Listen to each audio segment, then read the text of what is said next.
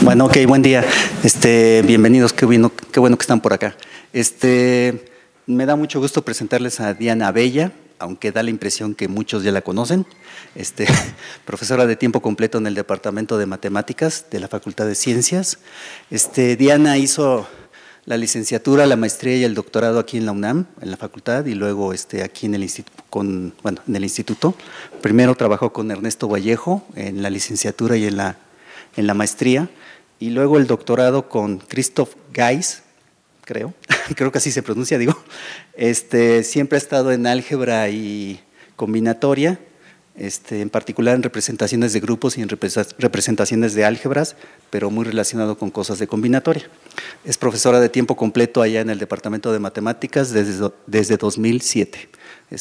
De veras me da mucho gusto que haya aceptado y que esté aquí. Nos va a platicar de, vectores, grupos y los caballeros de la mesa redonda. Gracias.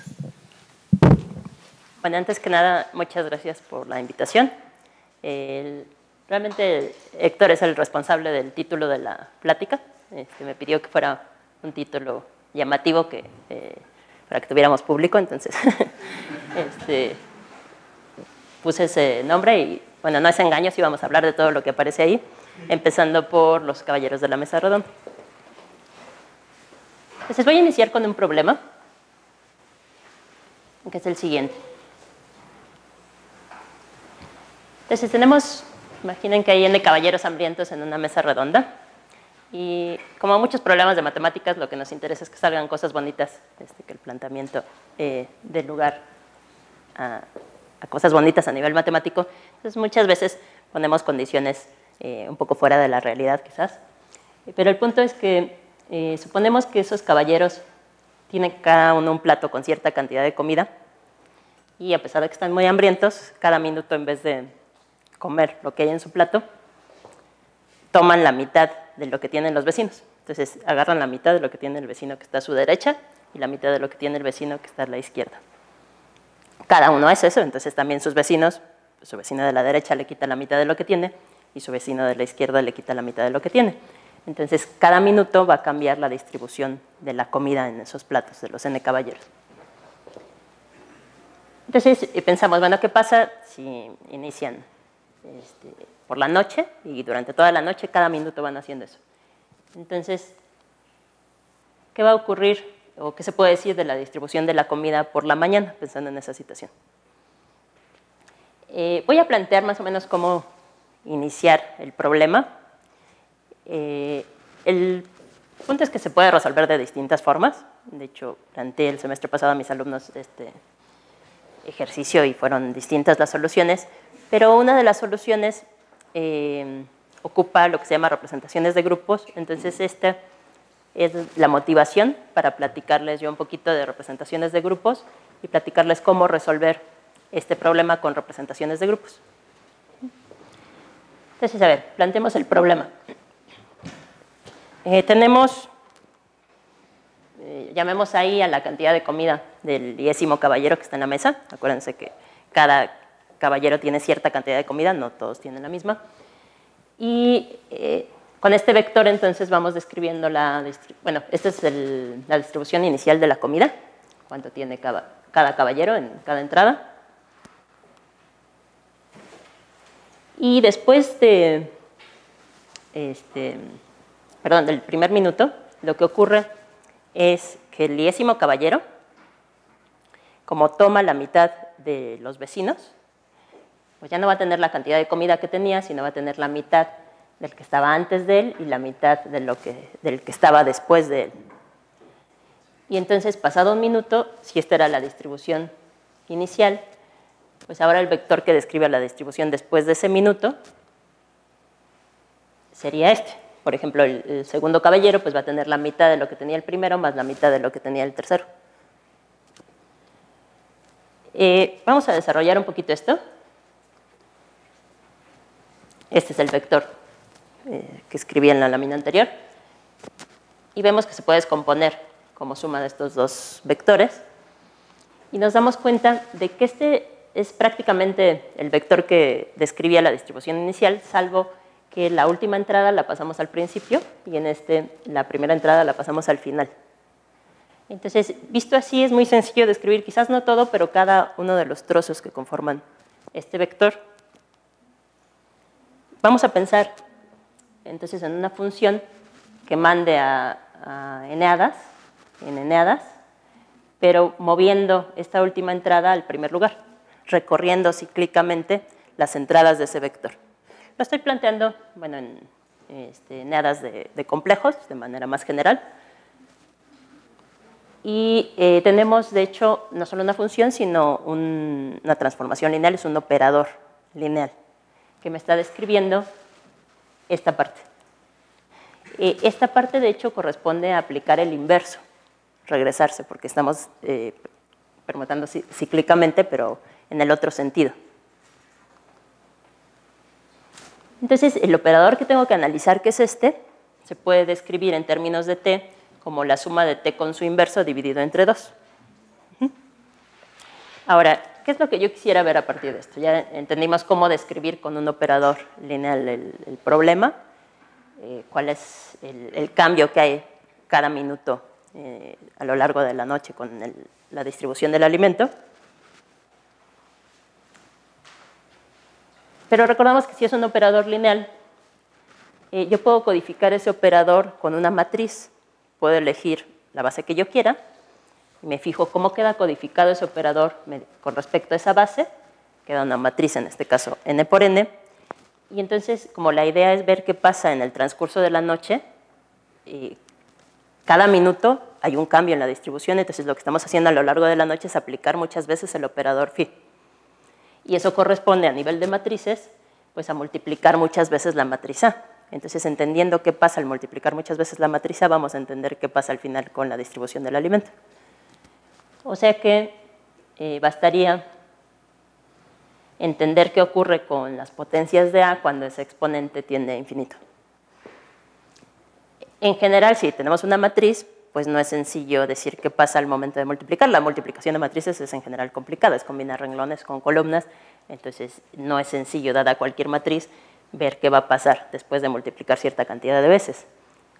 Pero si tenemos una matriz diagonal, pues al multiplicar nada más se multiplican las entradas de la diagonal, al elevar a la m, entonces cada entrada queda elevada a la m, es muy fácil trabajar con ese problema para matrices diagonales y encontrar la solución.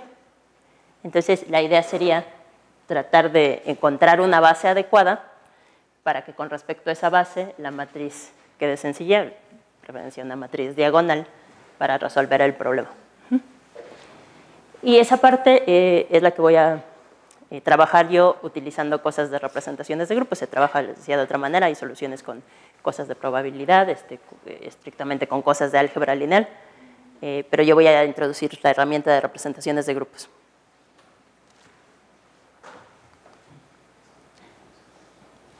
Entonces, a ver, voy a poner un ejemplo, uno de los ejemplos clásicos, y a partir del ejemplo damos la definición de qué significa una representación de un grupo. Piensen en el plano y en una figura, un polígono regular, en este caso pongo un cuadrado centrado en el origen, y pensemos en transformaciones del plano, pero que preserven esa figura, en lo que se llama las simetrías de ese cuadrado. Puedo analizar, de hecho, cuántas y cuáles son. Y entonces, por ejemplo, podemos rotar. Si rotamos una cantidad adecuada de grados, pues me queda la misma figura, se mueven los vértices, pero al final veo el mismo cuadrado con el que empecé. Tengo la rotación de 90 grados, aplicando esa rotación de nuevo, una rotación de 180, de 270, y rotando una vez más, regreso como estaba. Que regreso a la identidad de hecho se considera también una rotación, que no le hace nada a los puntos. Entonces tenemos esas 4 rotaciones, se puede ver que esas son las únicas. Y además tenemos reflexiones. Podemos reflejar, por ejemplo, con respecto al eje de las X. El efecto es queda otra vez el mismo cuadrado, reflejando con respecto al eje vertical ahora. O reflejar con respecto a las diagonales. Las 2 diagonales dan lugar a otras 2 simetrías. Entonces, bueno, pueden convencerse, se prueba de hecho que esas son las únicas simetrías, y entonces tenemos este conjunto 4 rotaciones y 4 reflexiones, son transformaciones en el plano, que están moviendo entonces el plano de forma que el cuadrado quede igual y son las únicas. Entonces vamos a analizar, a partir de este ejemplo, qué ingredientes tenemos en ese ejemplo para extraer de ahí lo que les quiero platicar. El primer ingrediente que tenemos aquí sería el plano. Entonces estamos fijándonos qué pasa con esos puntos del plano. Es R2, estoy trabajando con R2, y R2 de hecho es el ejemplo clásico de lo que llamamos un espacio vectorial. De manera más general, ¿qué significa un espacio vectorial? Entonces, bueno, en un espacio vectorial tenemos un conjunto, un campo, usualmente los reales, los complejos, y de manera que los elementos del conjunto se puedan sumar, que los elementos del conjunto se puedan multiplicar por escalares en el campo,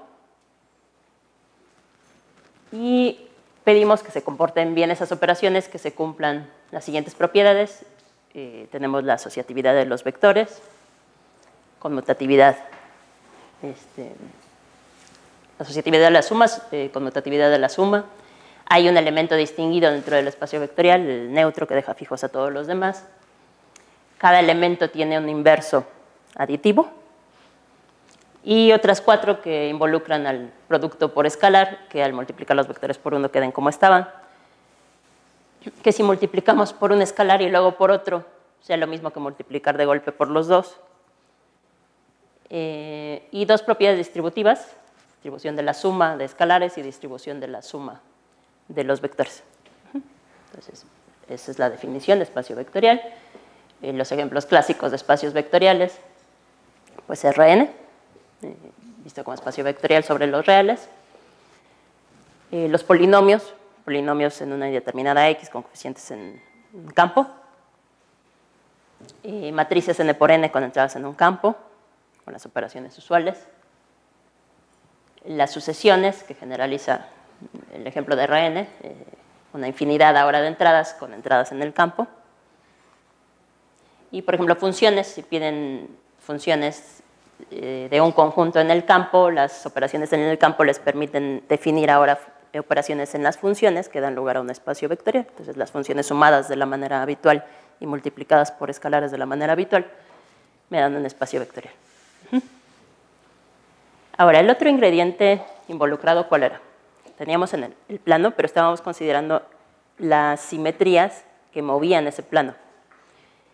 Esas simetrías son transformaciones, podemos aplicar una seguida de la otra, podemos componer esas simetrías.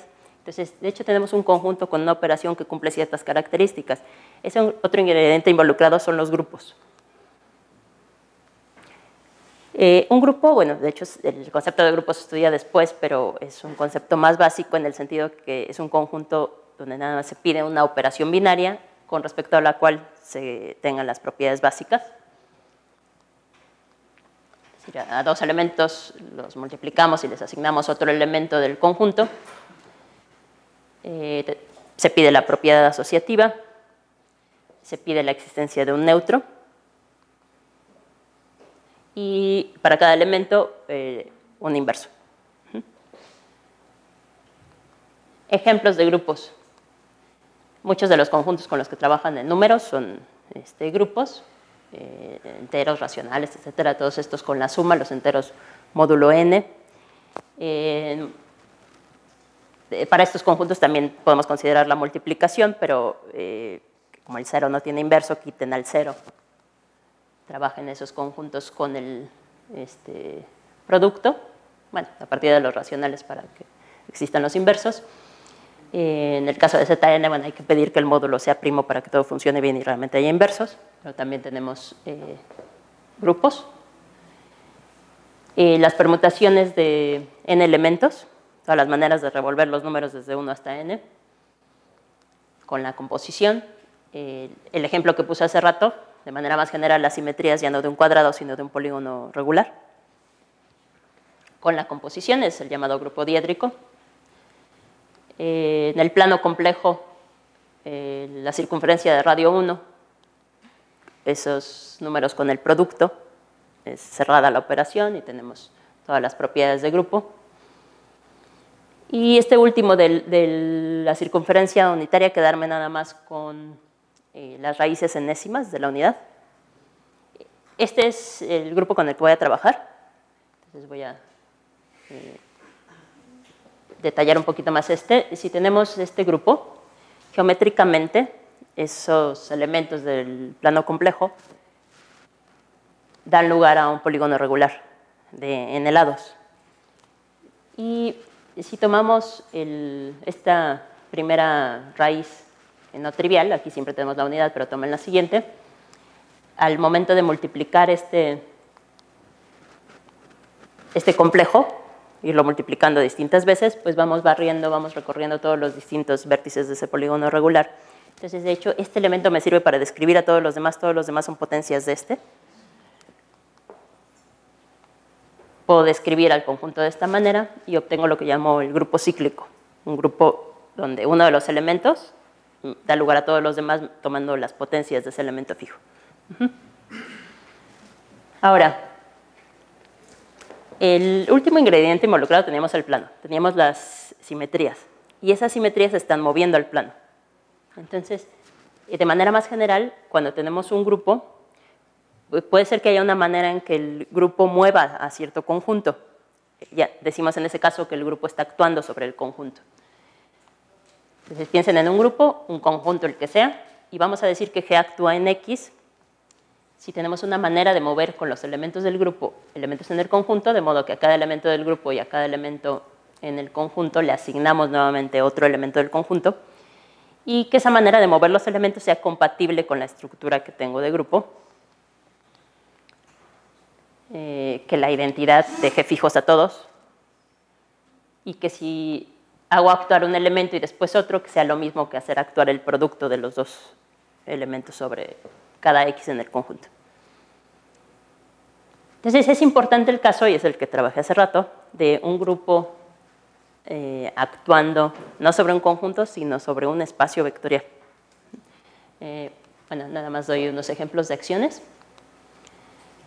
Ese que puse, las simetrías de un polígono actuando sobre el plano,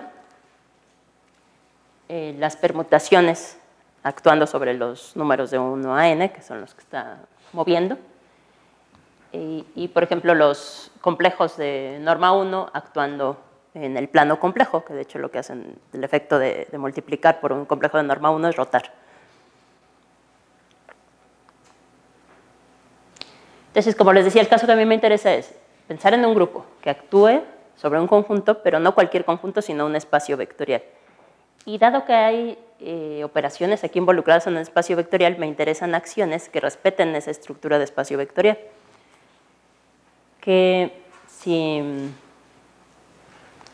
multiplico un vector por lambda y después hago actuar un elemento, pues lo mismo que primero hacer actuar el elemento y después multiplicar por lambda, que saquen ese escalar y que abran la suma. Entonces, en ese caso, al espacio vectorial le vamos a llamar un CG módulo. Ahora, si pensamos en esa situación, un grupo actuando sobre un espacio vectorial con esas propiedades, un elemento fijo, al actuar sobre el plano, abre sumas y saca escalares. Entonces, la acción de un elemento fijo del grupo sobre ese espacio vectorial está dando lugar a una transformación lineal. Esa es la que llamo TDG. Esa es la regla de correspondencia, es el actuar ese elemento fijo sobre cada uno de los vectores. Y como toda transformación lineal, si piensan en un espacio de dimensión finita, pues yo puedo elegir una base y codificar esa transformación a través de esa base, codificarla con una matriz.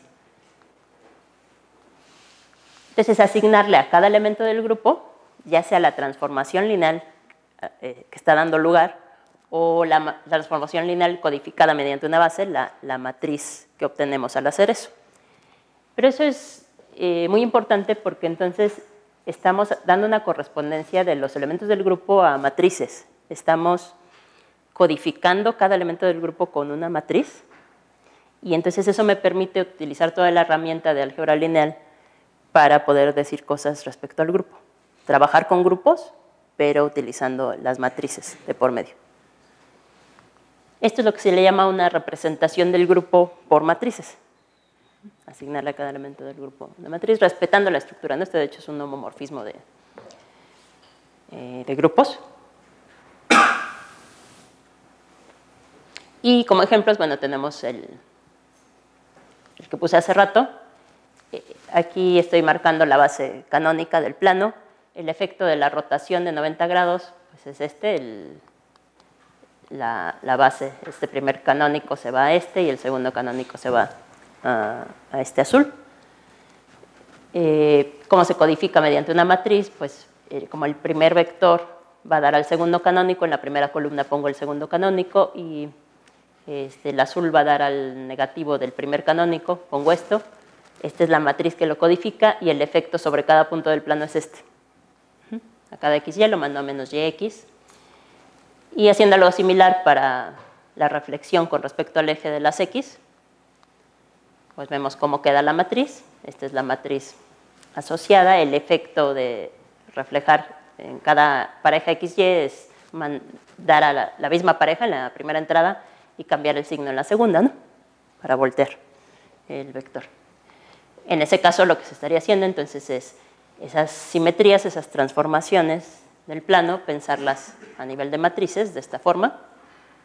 Y esa sería la manera de asignarle a elementos del grupo matrices. El cuadrado de este ahora va a dar al cuadrado de este, etc. Ahora,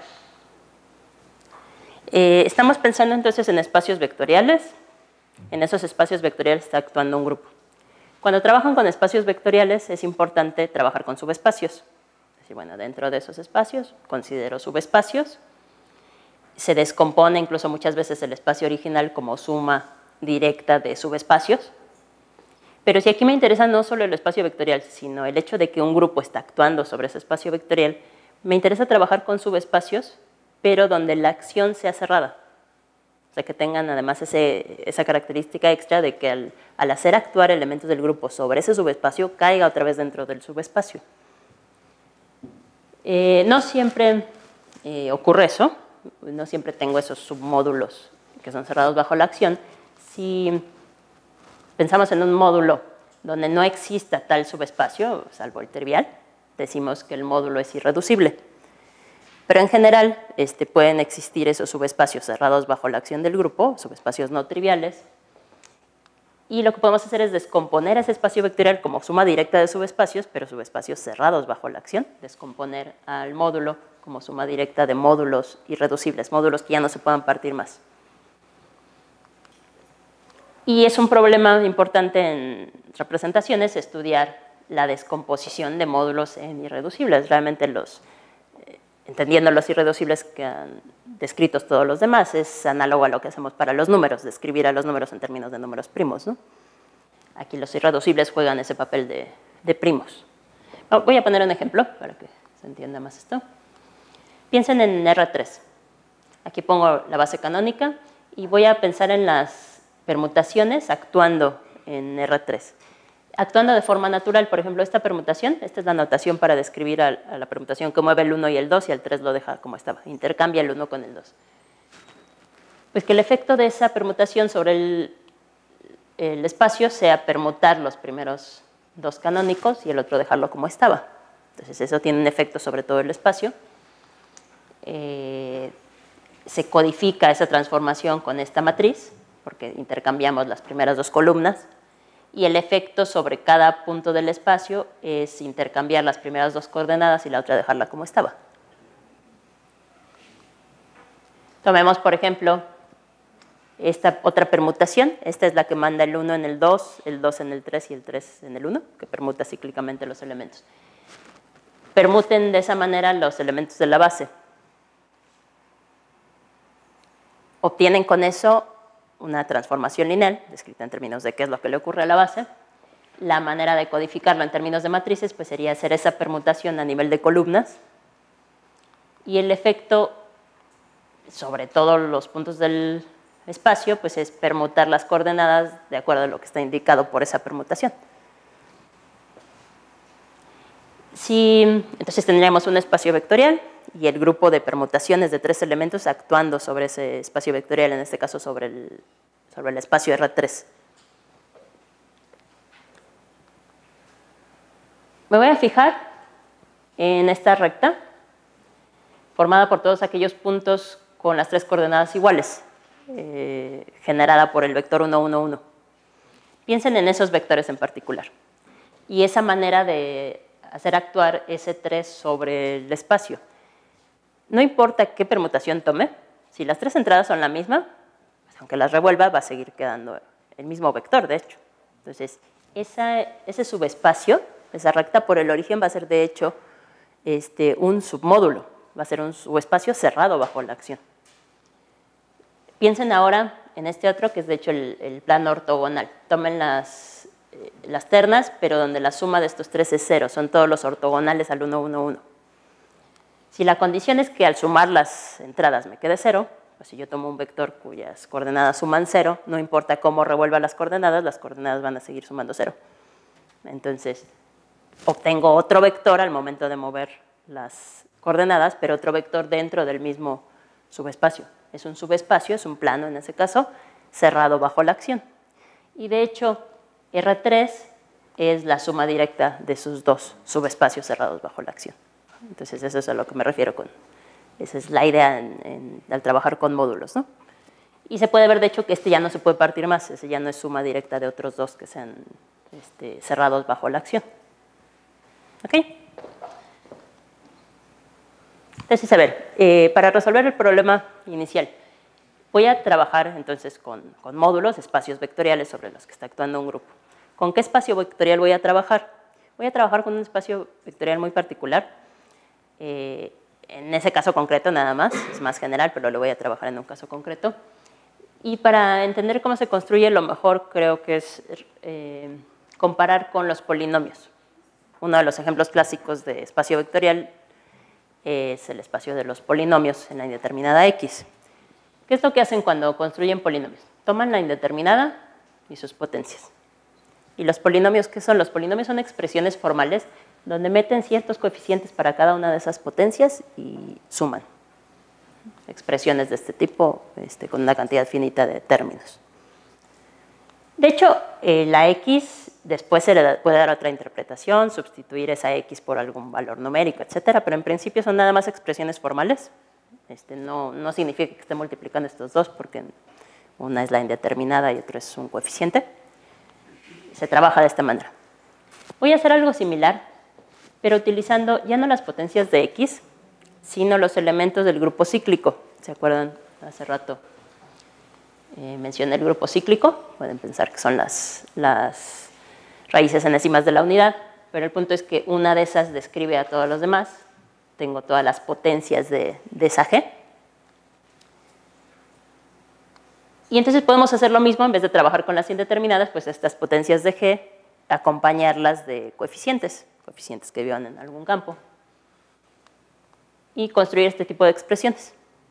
Entonces, trabajar con todas esas expresiones, sumadas y multiplicadas como lo hacen con polinomios, sumando término a término y multiplicando todos los términos, cada uno por todos los de la otra expresión. Bueno, nada más que G elevado a la n me da la unidad, entonces cada vez, digamos, los exponentes son módulo n, ¿no? Ese va a ser mi conjunto, ese va a ser el espacio vectorial con el que voy a trabajar. Todas estas expresiones, análogo a polinomios. Ahora, este tipo de expresiones, con las operaciones usuales, me dan, y se puede revisar, un espacio vectorial. Y hay una manera natural de hacer actuar el grupo con el que empecé sobre esas expresiones. ¿Cómo actúa G, el generador del grupo, sobre estas expresiones? Pues es multiplicar G por cada uno de los elementos del grupo que aquí aparecen, pero al ir multiplicando se van recorriendo todos los exponentes y la expresión al final queda de esta manera. Este es lo que se llama el módulo regular. Yo lo estoy poniendo en el ejemplo del grupo cíclico, pero se puede hacer de manera más general, empezando con cualquier grupo. Tomar ese tipo de expresiones y la acción definida por la operación que tenemos dentro del grupo. Y al igual que en un polinomio, lo importante si tenemos claro cuál es el orden en que aparecen las potencias de X, lo importante son los coeficientes. Yo puedo, de hecho, codificar un polinomio mediante los coeficientes. Aquí puedo hacer lo mismo. Lo importante, lo que describe al elemento, son estos coeficientes que pusimos aquí acompañando a las potencias de G. Si pensamos en codificar a estos elementos del espacio vectorial solamente con los coeficientes, pues lo que está pasando, este elemento quedaría codificado así, y al hacer actuar G, si se fijan, si en la primera entrada pongo el coeficiente del 1, al hacer actuar G, ahora el coeficiente del 1, ¿cuál va a ser? A n-1, ¿no? El coeficiente de G es a 0, es el que pongo aquí, etc. Entonces, el efecto que tiene hacer actuar G sobre ese elemento es justamente el mismo que teníamos antes, es permutar los coeficientes de manera cíclica. Ese elemento G, entonces, está definiendo una transformación, que es la transformación con la que habíamos empezado. Es el operador T que mencionamos hace rato, a partir del cual construyo el otro que quiero analizar. Y entonces lo que voy a hacer es, utilizando cosas de módulos, de representaciones, dar una base adecuada para que este operador se codifique con una matriz diagonal y resolver el problema. Entonces, a ver, teníamos el módulo regular.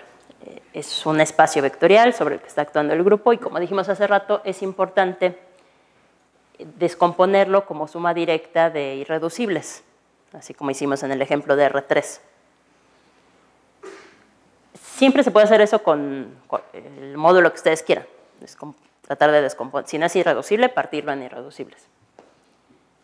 Pero este módulo regular es muy importante en el sentido de que cuando yo descompongo ese módulo en particular, en esos sumandos me aparecen realmente todos los posibles irreducibles.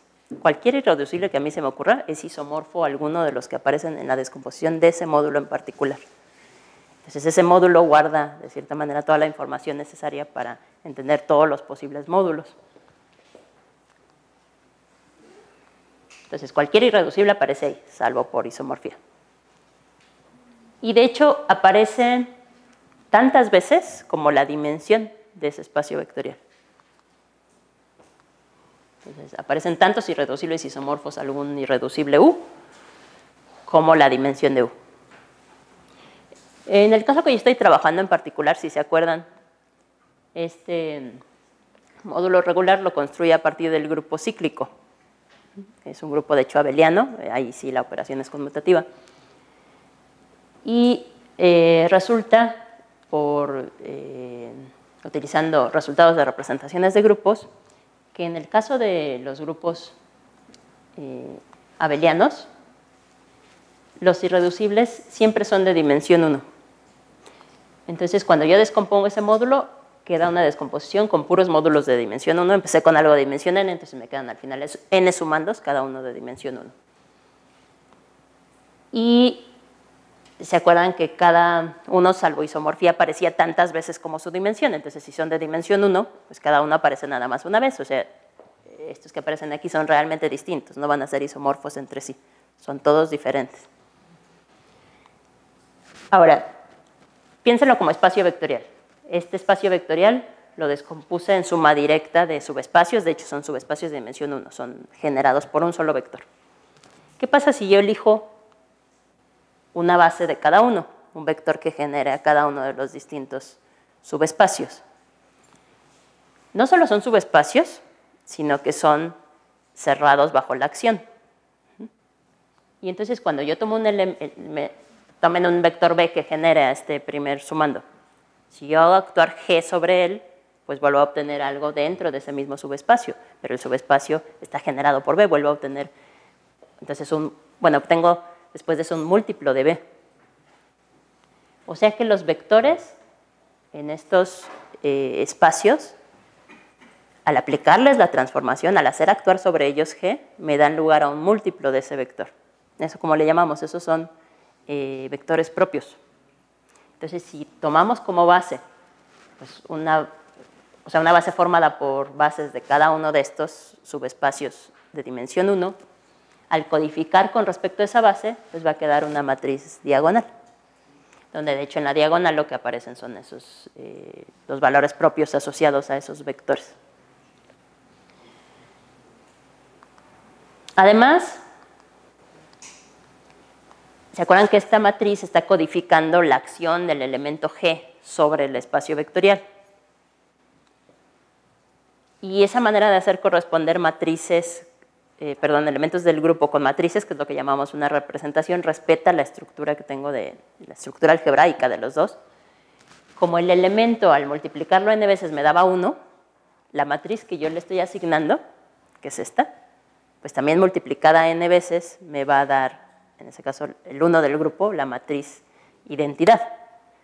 Pero multiplicar esta n veces es multiplicar nada más los elementos de la diagonal. Entonces, eso significa que todos los elementos de la diagonal elevados a la n me dan el 1. O sea que los elementos que aparecen aquí son raíces enésimas de la unidad. Y el hecho de que los irreducibles en esa descomposición sean diferentes se ve reflejado aquí en el hecho de que entonces esas raíces que aparecen en la diagonal son todas distintas. Entonces tengo n raíces todas distintas, pues son las n raíces enésimas de la unidad. Esa es la matriz diagonal asociada. Entonces, con respecto a esa base, elegida de manera adecuada, quedaría así. Esta es la primera raíz no trivial, complejo de norma 1 y ángulo 2 pi entre n. Así quedarían. Con las potencias de este épsilon me dan todas las distintas raíces de la unidad, ¿no? Entonces se vería así la matriz.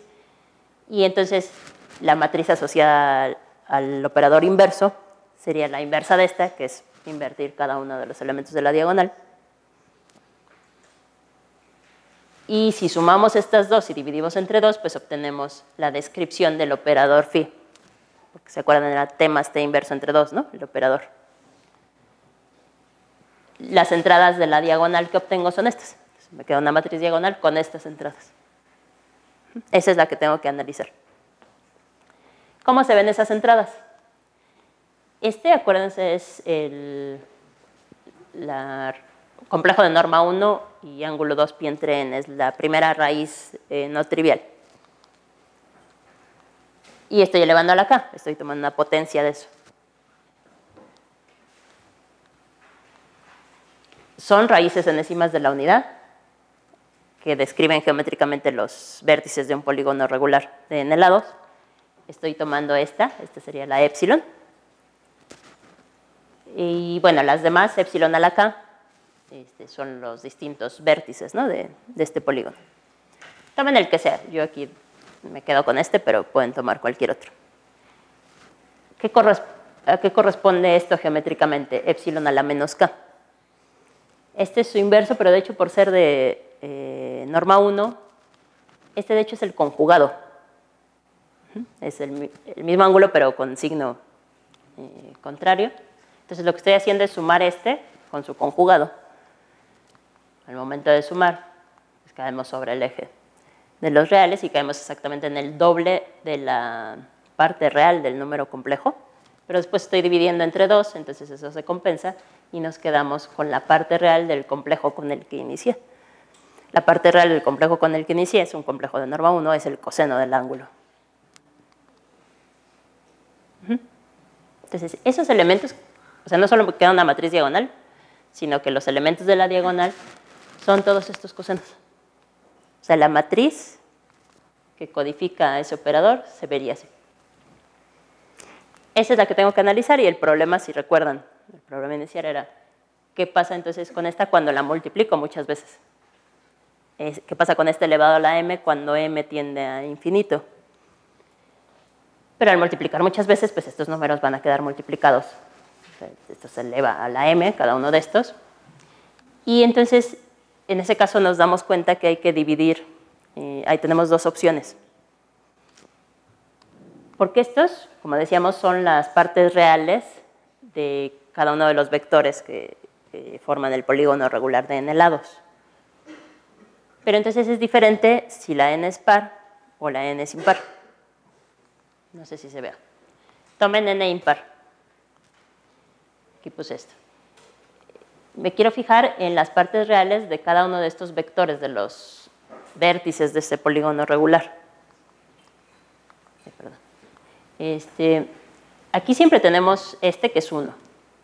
Es de hecho el 1 que aparecía en esta matriz.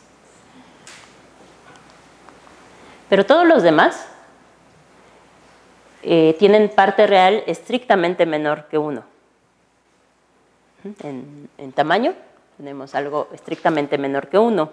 Entonces, al momento de elevarlo a la m y hacer tender m a infinito, pues eso se va a ir a 0. Entonces, todas las demás entradas, salvo la primera, se van a 0, nada más me queda un 1, entonces, en este siempre fue 1 y todos estos se van a 0.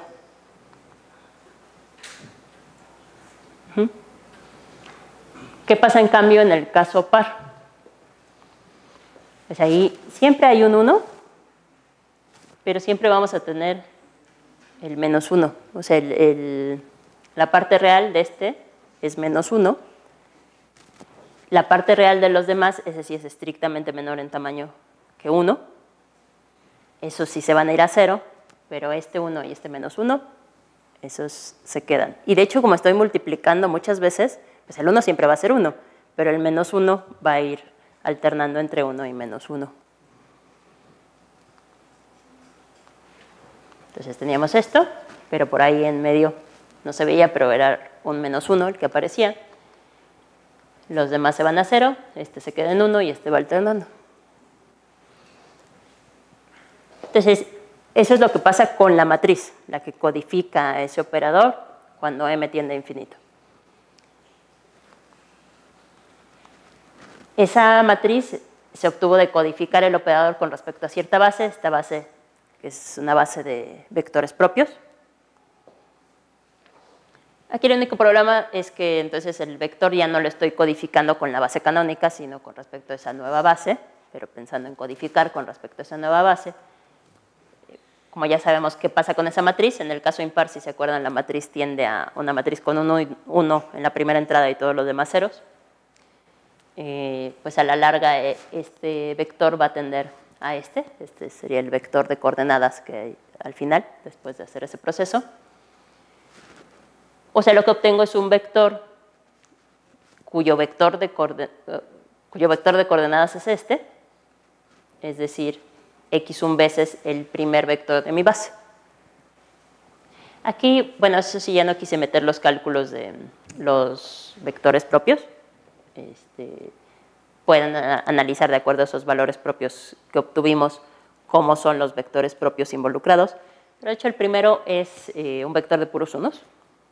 Entonces el vector que queda al final es esto.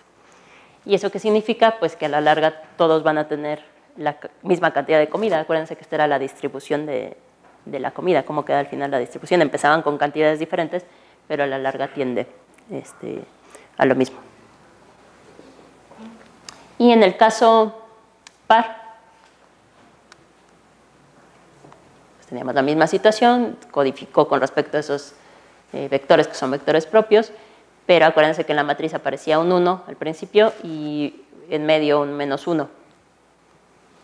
Entonces, al momento de multiplicar eso por el vector de coordenadas queda así, y entonces el vector asociado se ve de esta forma, entonces va alternando.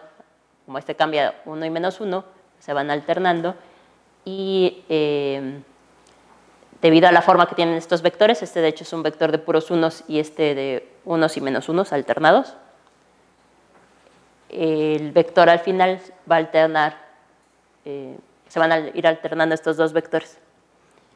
Claro que este vector está descrito en términos de las x, que es la forma de escribir al vector con la nueva base, no con la base original, siempre que se quiere es regresar después a la manera de escribir originalmente.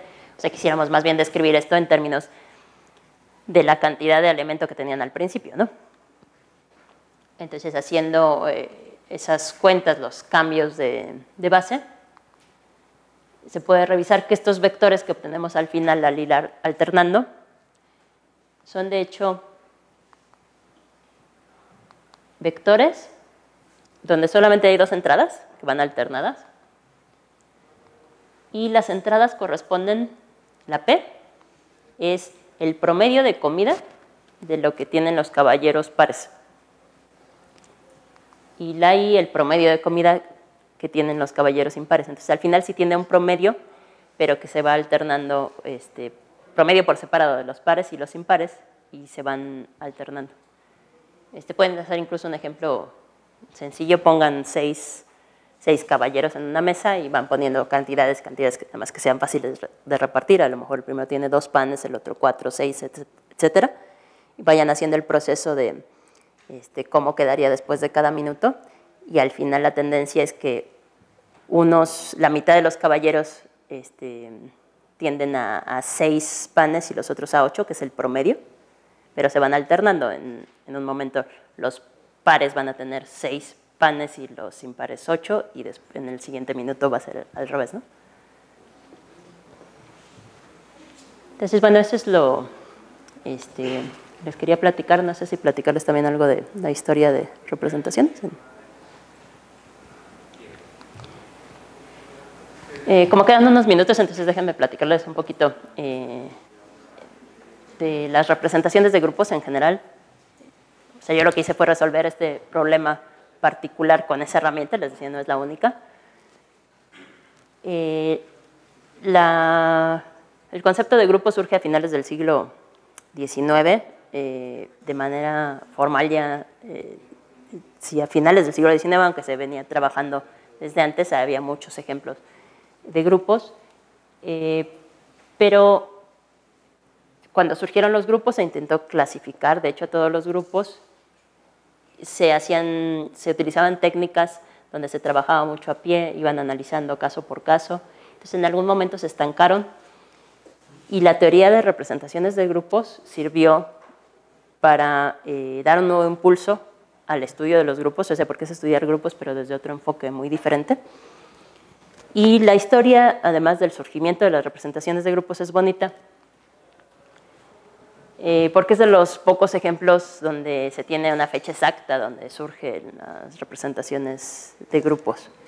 Los actores involucrados aquí son Dedekind y Frobenius. Este es Dedekind, alemán, inspirado por Weber, físico. Va a la Universidad de Göttingen. Aquí está. Realiza su tesis doctoral asesorado por Gauss. Este es Weber, aquí está Gauss. Aprende también de Dirichlet, de Riemann, y da clases en Zúrich, regresando después a Alemania. Frobenius, también alemán del barrio de Charlottenburg, hace su tesis doctoral con Weierstrass. En 1875 se va al Politécnico de Zúrich y publica, si han tomado los cursos de Moderna, estos son de los teoremas clásicos que se estudian ahí, los teoremas de Sylow.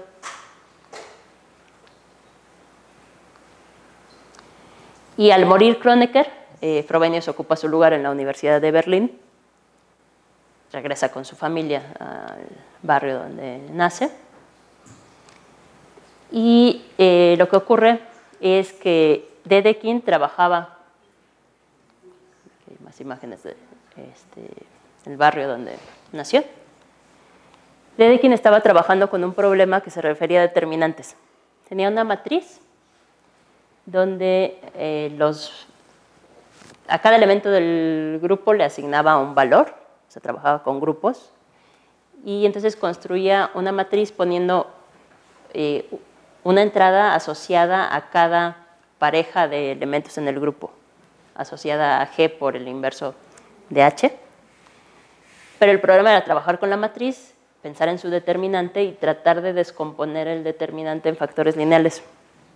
Entonces ese es el problema del cual surgen las representaciones de grupos, porque estaba atorado con ese problema, no sabía cómo resolverlo, y le manda una carta a Frobenius el 25 de marzo de 1896, platicándole el problema. Frobenius no sabía nada de teoría de determinantes, de hecho, pero en menos de un mes desarrolla la teoría de representaciones y caracteres para grupos finitos, y encuentra la solución al problema de Frobenius, pero en el camino introduce esta nueva herramienta que da lugar a muchas cosas en grupos y en general en matemáticas. Esa, de hecho, la que aparece aquí es la carta de la respuesta de... bueno, son 3 cartas donde responde y desarrolla toda esta teoría. Es la carta de Frobenius a Dedekind en respuesta de ese problema.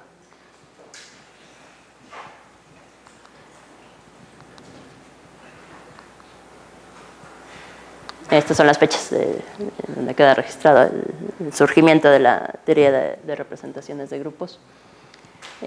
Bueno, ya como dato curioso, decían que Frobenius se distraía yendo a exposiciones o quitando las orugas de sus árboles frutales, y pone de hecho esta frase en algún escrito, pidiendo que no se revele ese secreto a nadie, ¿no? Su manera de obtener sacar investigación en matemáticas, su manera de distraerse para obtener estos resultados.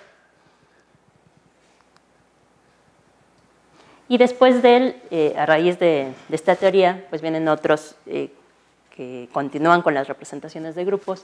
Burnside en particular es importante. Él estudia en Cambridge, es profesor en el Colegio Naval de Greenwich.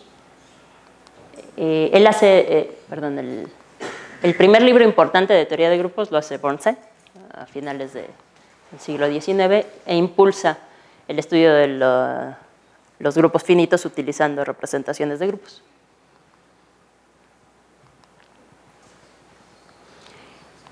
Y bueno, nada más para terminar, menciono nombres de otras personas importantes a nivel de teoría de representaciones: Schur, Brouwer, Noether, Cartan, Weil, Wigner. Y ahora sí, ya para terminar, termino con una frase de Schur, cuando lo nombran miembro de la Academia de Ciencias de Berlín en 1922, para que describa un poco la importancia realmente del surgimiento de la teoría de representaciones de grupos.